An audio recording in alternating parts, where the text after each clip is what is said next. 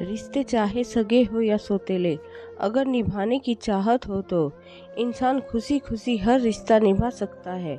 मेरा बेटा बीमार था, मेरे पास उसकी दवाई के पैसे तक नहीं थे। मैंने बड़ी मुश्किल से किसी से 1000 रुपये उधार लिए।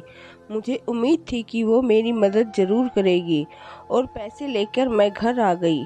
मैंने पहले सोचा कि बच्चे को डॉक्टर के पास ले जाऊंगी, लेकिन फिर ख्याल आया कि खाली पेट तो दवाई भी असर नहीं करती, तो फिर खाली पेट दवाई खाने का कोई फ़ायदा नहीं होगा। और मेरे पास वही 1000 रुपये थे, जिससे मुझे अपने बच्चों को खाना भी खिलाना था और उसकी दवाई का इंतज़ाम भी करना था। पहले बच्चों के खाने का सोचकर मैं बाजार गई, सब्जी वाले से सब्जी खरीदी। वही 1000 रुपये मेरे पास थे और डरते डरते मैंने उन पैसों में से 500 का नोट उसे दे दिया। ना जाने कितनी महंगी सब्जी होगी, लेकिन उस सब्जी वाले ने मुझे 450 रुपये वापस कर दिए। जब घर आकर मैंने पैसे गिने तो मुझे लगा कि उससे गलती हो गई है, क्योंकि उसके पास बहुत भीड़ थी। मेरे दिल ने कहा कि वह बहुत गरीब आदमी है, वापस जाकर उसे पैसे दे दूंगी, लेकिन दिमाग ने कहा शायद ये भगवान की तरफ से मदद है, पहले जाकर बच्चे की दवाई ले आती हूँ। मैं खुशी खुशी अपने बच्चे को डॉक्टर के पास लेकर गई और दवाई लेकर आई और बच्चों को खाना खिलाकर सुलाने के बाद उस सब्जी वाले के बारे में सोचने लगी। ना जाने बाद में उसे अपनी गलती का एहसास हुआ होगा तो कितना पछताया होगा। मेरे पास कुछ पैसे बच गए थे। मैंने दिल में सोच लिया था कि सुबह सवेरे ही जाकर उसे बाकी पैसे दे दूंगी और अगर कम पड़े तो उसे बता दूंगी कि मैं बाद में तुम्हें दे सकती हूँ। यकीनन वो मान जाएगा, लेकिन मुझे क्या मालूम था कि उस सब्जी वाले की गलती नहीं थी, बल्कि शायद मेरी गलती थी। मेरा रिश्ता एक गरीब घर से था। मेरे पापा शराबी थे और मेरी माँ लोगों के घरों में काम करती थी। मेरे पापा मेरी बड़ी बहन को जुए में हार गया था, जिससे हम दोनों बहनें एक दूसरे से जुदा हो गई। मैंने बड़ी कोशिश की कि मैं अपने पापा की बुरी नज़र से बच सकूं, लेकिन होनी को कौन टाल सकता है। आखिरकार जब मैं 16 साल की हुई तो मुझे भी मेरे पापा जुए में हार गए और फिर मैं शादी होकर अपने पापा जैसे ही एक शख्स के घर में आ गई थी। मैं अपनी माँ की तरह लोगों के घरों में काम करती थी और अपनी कमाई से अपनी जुआरी पति के हाथों से बचाने के लिए तरह तरह की कोशिश करती भी थी। कभी पोटली में कुछ छुपाती, कभी राशन के डिब्बों में, लेकिन वह फिर भी मेरी कमाई मुझसे छीन कर ले जाता। मेरे 3 बच्चे थे और मुझे खुशी इस बात की थी कि भगवान ने मुझे तीनों बेटे दिए थे। कोई बेटी नहीं थी जिसको उसका बाप मेरी तरह बेच देता। इसी तरह समय गुजरता रहा और मेरी जिंदगी यूं ही चलती रही। कभी हफ्तों बाद मेरे पति का मेरे घर की याद आती तो वो घर आ जाता और जो भी कीमती सामान नज़र में आता उसे उठाकर बेच देता। अगर उसे कुछ भी नहीं मिलता तो मेरे साथ मारपीट करने लगता, और अगर मेरे बच्चे मुझे बचाने की कोशिश करते हैं तो वो बच्चों को भी मारने लगता है। मुझे बस इस बात का सुकून था कि घर मेरा अपना था और वह ये घर बेच नहीं सकता था, क्योंकि मेरे ससुर जी मेरी शादी के बाद ही अपने बेटे की हरकतों को देखते हुए ये घर मेरे नाम कर दिया था। उन्होंने अपने जीते जी ये काम बहुत अच्छा किया। कम से कम मेरे बच्चों के सर पर छत तो है जो उनका बाप छीन नहीं सकता। मेरे आसपास के घरों में जो औरतें थीं वो भी मेरे जैसी ही थी, मेहनत करके अपने बच्चों का पेट पालती थी। आज छोटे बच्चों की बीमारी की वजह से मैंने एक ईमानदार आदमी का हक मार लिया था और यह चीज़ मुझे चैन नहीं लेने दे रही थी। कुछ दिन बाद जब बेटे की तबीयत कुछ बेहतर हुई और मुझे तनख्वाह मिल गई तो मैंने सोचा मुझे उस सब्जी वाले का उधार चुकता कर देना चाहिए। मुझे कुछ सब्जी भी चाहिए थी, इसलिए मैं दोबारा बाजार गई। उस सब्जी वाले ने मुझे देखकर भी अनदेखा कर दिया और बाकी ग्राहकों को सामान देने लगा। मुझे उसके रवैये पर बहुत हैरत हुई कि शायद वह इसलिए मुझे देखकर अनदेखा कर रहा है कि सबसे निमट के मुझसे बात करेगा। खैर, मुझे तो उसके पिछले पैसे देने ही थे, लेकिन मैं पैसे देने की वजह से इसी सब्जी वाले के पास आई थी, इसलिए मैं चुपचाप खड़ी रही। सबके निमटने के बाद वो मेरी तरफ देखकर बोला, क्या चाहिए? मैंने उसे बताया कि आपने पिछली बार मुझे ज़्यादा पैसे वापस कर दिए थे, लेकिन उसने मेरी बात अनसुनी कर दी और पूछने लगा कि अभी क्या चाहिए। मैंने काफ़ी सब्जी उसे बता दी और वो तौलने लगा। फिर सब्जियां तौलने के बाद मैंने उससे पूछा कितने पैसे हुए। वो मेरे चेहरे की तरफ देखने लग गया और उसने मुझसे कहा कि उसे सुनकर तो मुझे झटका लगा। उसने मुझसे सिर्फ 50 रुपये मांगे थे। मुझे लगा कि उससे गलती हुई है, इसलिए मैंने 500 का नोट निकालकर उसे दे दिया, लेकिन उसने उसमें से 50 रुपये काटकर बाकी के 450 वापस कर दिए। और जब मैंने उससे कहा कि सब्जी तो बहुत महंगी है, तो उसने मेरी बात काटकर दूसरे ग्राहक को सामान तोलने लग गया। हैरान होकर घर वापस आ गई और फिर यह रोज का हो गया। जब भी उस सब्जी वाले की दुकान पर जाती, मैं जितने की भी सब्जी लेती वह मुझसे केवल 50 रुपये ही लेता था। कभी कभार तो सब्जी 200 से 300 तक की भी होती थी, लेकिन वह मुझसे 50 से ज़्यादा नहीं लेता था और हमेशा इंतज़ार करता कि सारे ग्राहक हट जाए या पहले या मुझे सब्जी दे देता। मुझे सब्जी देने के बाद सबको सब्जी देगा, ताकि किसी को मालूम ना हो कि इतनी सारी सब्जी वो मुझे 50 रुपए में दे रहा है। शुरू में तो मुझे यह बात बहुत अजीब लगती थी। जब सब्जी के पैसों की बचत से मेरे घर की बहुत सी ज़रूरतें पूरी होना शुरू हो गई, तो मैंने भी हमेशा सब्जी वाले के लिए उसी दुकान की जाना शुरू कर दिया। कम से कम 3 माह हो चुके थे। मैं रोज़ाना सब्जी लेने या हफ्ते में जाऊं, एक दफ़ा जाऊं, मैं जब भी जाती वह मुझसे 50 रुपये ही लेता था और अच्छी वाली सब्जी निकाल कर दे देता था। मैंने अपने आसपास मौजूद किसी भी इस बारे में नहीं बताया था, क्योंकि वह किसी को भी यह सब्जी कम पैसों में नहीं देता था और मैं कोशिश करती कि बार बार इसके पास ना जाऊं। लेकिन उसके सब्जी से बचे हुए पैसों से मैंने अपनी बहुत सी ज़रूरतें पूरी करना शुरू कर दी थी और मैंने अपने एक बेटे को सरकारी स्कूल में भी पढ़ने के लिए डाल दिया था। इसलिए मुझे इससे ही सब्जी लेना पड़ती, क्योंकि किसी और दुकानदार से लेने में मुझे सारे पैसे देने पड़ते, जो कि मैं नहीं दे सकती थी। मैं हमेशा यह सोचकर जाती कि इससे ज़रूर पूछूंगी कि 50 रुपये का क्या मामला है और वह मुझे यह सब्जी इतने कम पैसों में क्यों देता है। लेकिन उसके लिए ज़रूरी था उसकी दुकान पर कोई ग्राहक ना हो। लेकिन जब भी मैं जाती उसकी दुकान पर ग्राहक होते, मेरी सब्जी खरीदने के दौरान आ जाते, तो कभी पहले से ही मौजूद होते थे। मुझे इससे बात करने का मौका नहीं मिलता था।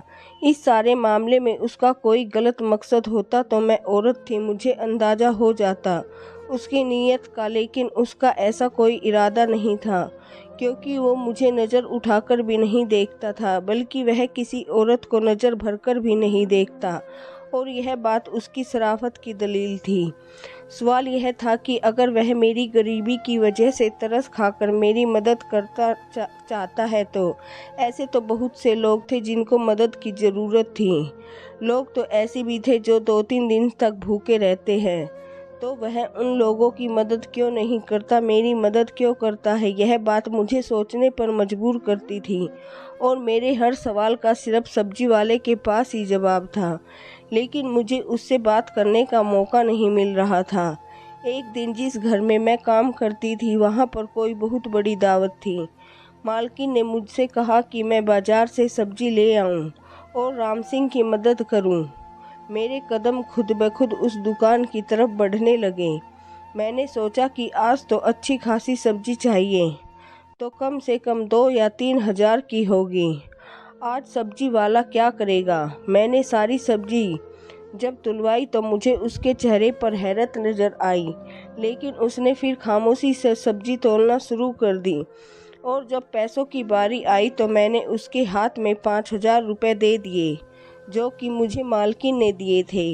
लेकिन हमेशा की तरह जब उसने इन 5,000 में से 50 रुपये काटकर बाकी रकम मुझे वापस करने लगा, तो मैंने उससे कहा कि ये सब्जी अपनी मालकिन के लिए लेकर जा रही हूँ। उसके हैरान चेहरे पर मुस्कुराहट आ गई और उसने सारी सब्जी में पैसे काटकर 2,000 रुपये मुझे वापस कर दिए। तो मुझे यकीन हो गया कि वह सिर्फ मुझे ही सब्जी कम पैसों में देता है।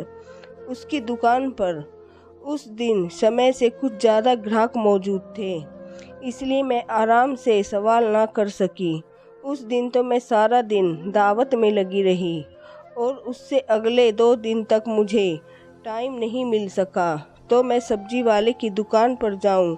और कुछ दिनों तक के बाद जब मैं उस सब्जी वाले की दुकान पर गई तो उसके साथ एक लड़का भी मौजूद था और वो वहाँ पर काम कर रहा था। हमेशा की तरह उसने मुझे 50 रुपए में सब्जी दी, लेकिन उस लड़के की वजह से मैं कोई सवाल ना कर सकी। कुछ दिनों बाद मैं दोबारा दुकान पर गई तो वही लड़का मुझे दुकान पर मिला। मैं कम पैसों में सब्जी लेने की आदी हो चुकी थी।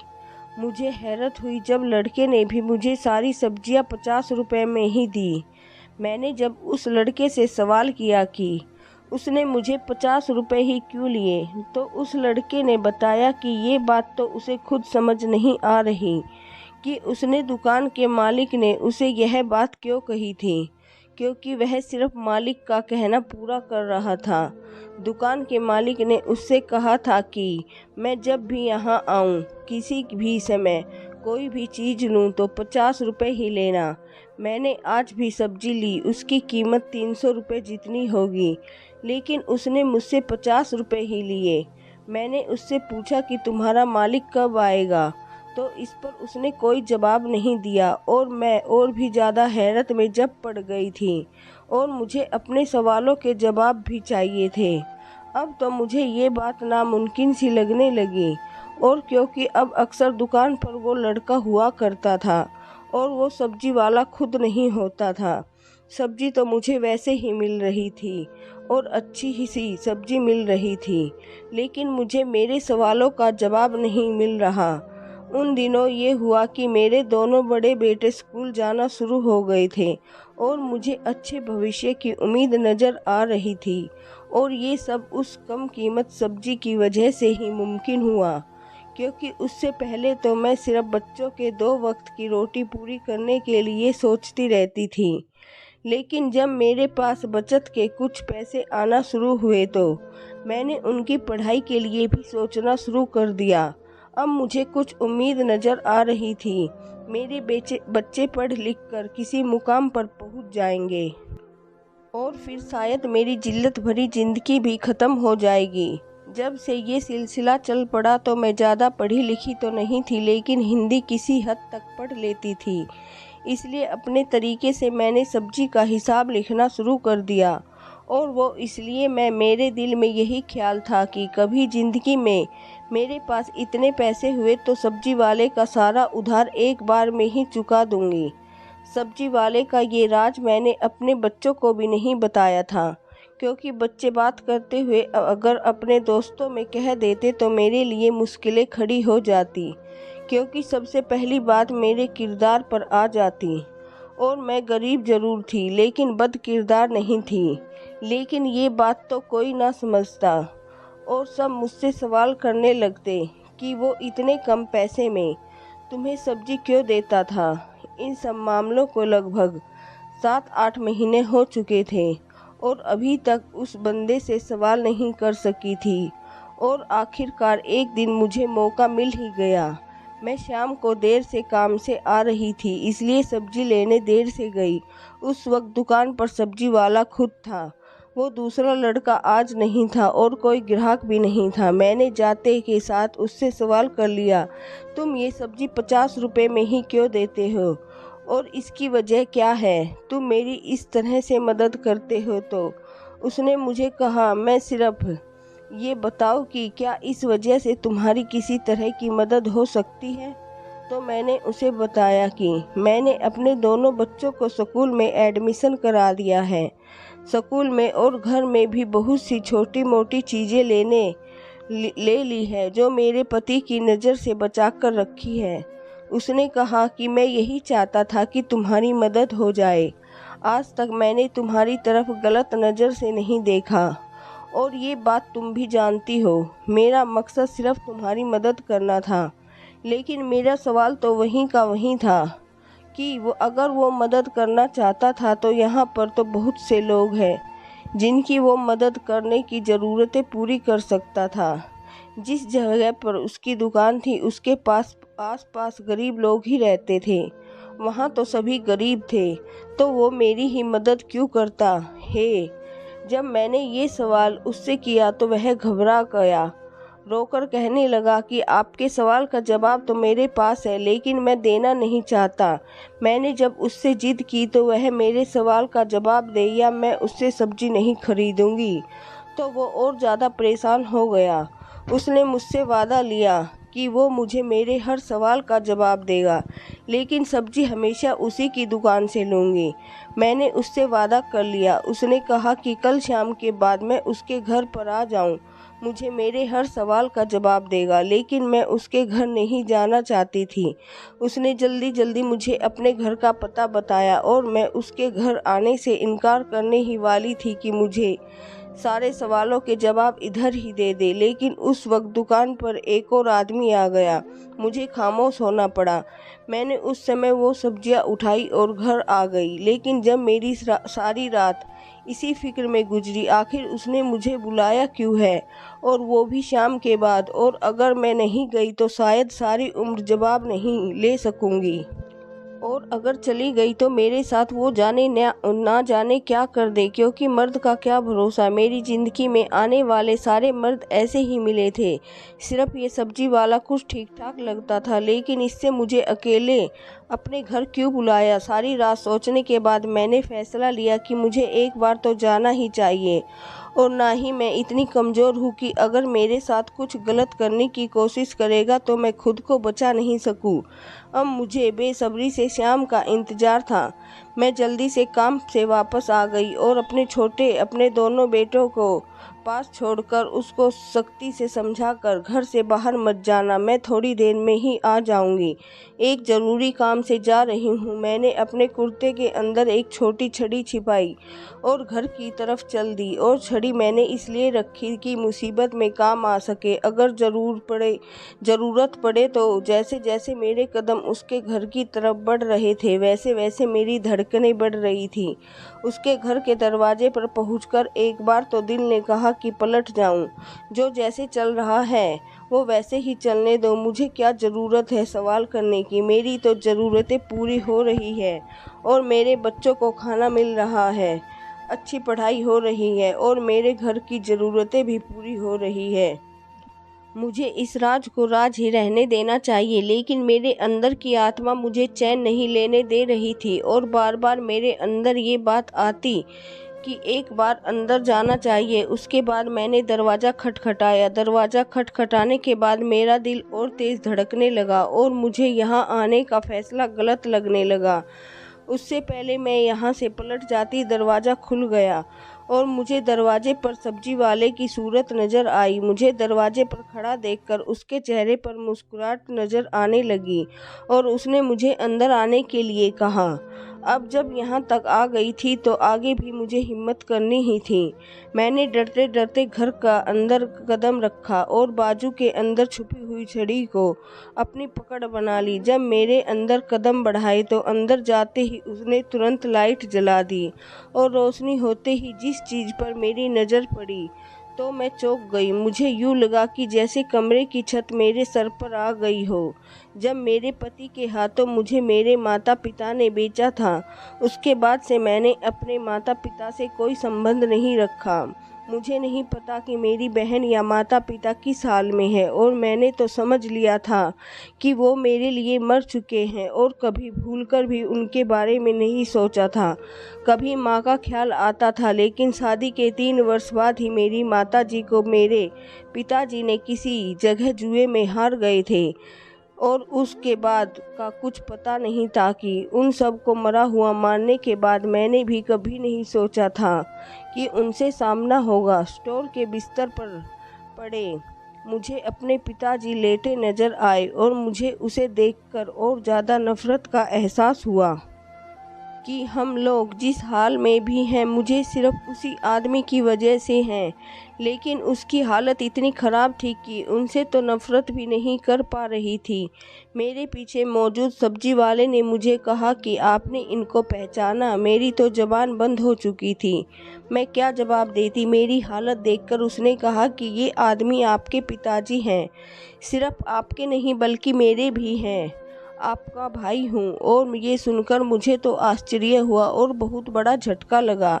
ऐसा कैसे हो सकता है? ये आदमी मेरा भाई कैसे हो सकता है? क्योंकि हम तो सिर्फ 2 बहनें ही थी। मुझे तो लगता था कि आज बिजली गिरने वाली है और इतने सारे झटके मैं सह भी नहीं पा रही थी। मैं आगे बढ़ी और पिताजी की हालत देखी तो मेरी आंखों में आंसू आ गए। उनको फलीज का अटैक हुआ था और वो जुबान से बोल भी नहीं पा रहे थे, हाथ भी नहीं हिला सकते थे, सिर्फ मुझे देखकर रो रहे थे। मैंने उस सब्जी वाले से, जो मेरा भाई था, उससे पूछा, ये सब क्या हुआ? तुम मेरे भाई कैसे हो सकते हो? हम तो 2 बहनें थी और फिर ये तुम्हारे पास कैसे? उसने मुझे बताया कि मेरे विवाह के 1 वर्ष बाद ही मेरी माताजी को ये एक जुए में हार गए थे। लेकिन हमें जुए में हारने से पहले इन्होंने खुद एक औरत को जुए में जीता था, जिसे वो अपने घर ना लेकर आए थे और एक जगह रखा था। सब्जी वाला उसी औरत से मेरा भाई था। उसको जन्म देते हुए वो औरत मर गई और भगवान का करिश्मा तो देखो, जिसकी वो बहन थी उसी के हाथों मेरी माताजी का दोबारा विवाह हुआ। मेरी माँ ने ही उसकी परवरिश की और अच्छे बुरे की समझ दी। जब वो कुछ समझदार हुआ तो उन्होंने उनको सारी बात बताई ताकि ये भी अपने पिता की सूरत पर ना जाए। और 3 साल पहले ही हमारी माँ का देहांत हो चुका है। और जब ये कुछ बड़ा हुआ तो उसने अपनी बहन की जानकार लेने की कोशिश की। पता चला वो तो शादी के बाद ही बच्चे को जन्म देते हुए मर गई थी और उसके साथ उसका बच्चा भी मर गया था। अब इस दुनिया में उसके रिश्तेदार थे, एक बहन और एक पिता। उसने हम दोनों के बारे में जानकारी हासिल करने की कोशिश की और उसके साथ ही पढ़ाई ना करने की वजह से वो कोई नौकरी भी नहीं कर सकता था, इसलिए सब्जी वाले का ठेला लगाना शुरू कर दिया। वो मेहनत से दिल लगाकर काम करता था और उसकी इज्जत भी बहुत थी समाज में। एक दिन उसको पिताजी मिले और जिस हालत में वो मिले उसे उस पर तरस आ गया और वो अपने घर ले आया। और अब पिता की खिदमत के लिए ही उसने दुकान पर लड़का रखा हुआ था, क्योंकि उनसे बोला भी नहीं जा सकता और ना ही कुछ खा सकते हैं। और मेरे बारे में उसने जानकारी हासिल की। मेरे बारे में जानकर उन्हें बहुत दुख हुआ, इसलिए अपने हिसाब से मेरी पूरी मदद करने की कोशिश की। और वो 50 रुपये भी इसलिए ले लेता था कि मेरी खुददारी को चोट ना पहुँचे। अगर वो मुझे फ्री में सब्जी देता तो शायद मैं अगले दिन उसकी दुकान पर ना जाती, क्योंकि शुरू में सोचती कि वो गलती से उसे ज़्यादा पैसे वापस कर रहा है। लेकिन जब उन पैसों से मेरे घर की ज़रूरतें पूरा होना शुरू हुई तो मैं खुद ही उसकी दुकान की तरफ जाने लगी और जानबूझकर मेरे किसी सवाल का जवाब नहीं देता था। और ये गरीब भाई की बहन अपनी गरीब बहन के लिए मदद की कोशिश थी। ये सब सुनकर मेरी आंखों में आंसू छलक पड़े और मैंने भगवान का धन्यवाद अदा किया कि भगवान ने मुझे अगर पति और पिता की सूरत में अच्छे इंसान नहीं दिए तो भाई की सूरत में अच्छा इंसान दे दिया। और दिल ही दिल में सोच रही थी कि मैं अपने तीनों बेटों को सही रास्ते पर चलाऊंगी, पढ़ाई के साथ साथ उनकी परवरिश भी अच्छी करूंगी। इससे पहले मैंने उनकी परवरिश पर ज़्यादा ध्यान नहीं दिया था और उसके साथ ही मैंने खुले दिल से अपने पिता को माफ़ कर दिया, क्योंकि उसने जो हमारे साथ किया उसकी सज़ा उसे ज़िंदगी से मिल चुकी थी और नरक में भगवान उससे हिसाब लेगा। और अपनी माँ की तरफ से भी उस आदमी को माफ़ कर दिया और अपने भाई से वादा किया कि मैं आती जाती रहूँगी और पिताजी का ध्यान रखूँगी। जब मेरे पति के बारे में मेरे भाई ने बताया कि उनको बड़ी मुश्किल से कुछ लोगों के जरिए उसने शराब छोड़ने वाले विभाग में एडमिट करा दिया है और वो जल्द ही एक अच्छे इंसान की सूरत में आपके सामने आएगा, तो मुझे लफ्ज़ नहीं मिल रहे थे जिसके ज़रिए मैं अपने भाई का धन्यवाद अदा कर सकूं, जो मेरी माँ का बेटा भी नहीं था लेकिन सिर्फ माँ की परवरिश का हक अदा करने के लिए मेरी तरफ से मेरी पूरी मदद करने की कोशिश कर रहा था। सच कहते हैं, जब परवरिश का असर बहुत होता है कि उसकी रगों में खून तो मेरे पिता का था, लेकिन परवरिश मेरी माँ की थी, जो कि खून पर भारी पड़ी गई थी। दोस्तों, उम्मीद करती हूँ आपको हमारी कहानी पसंद आई होगी। कहानी पसंद आई हो तो वीडियो को लाइक करें, चैनल पर नए हैं तो चैनल को सब्सक्राइब करें। धन्यवाद।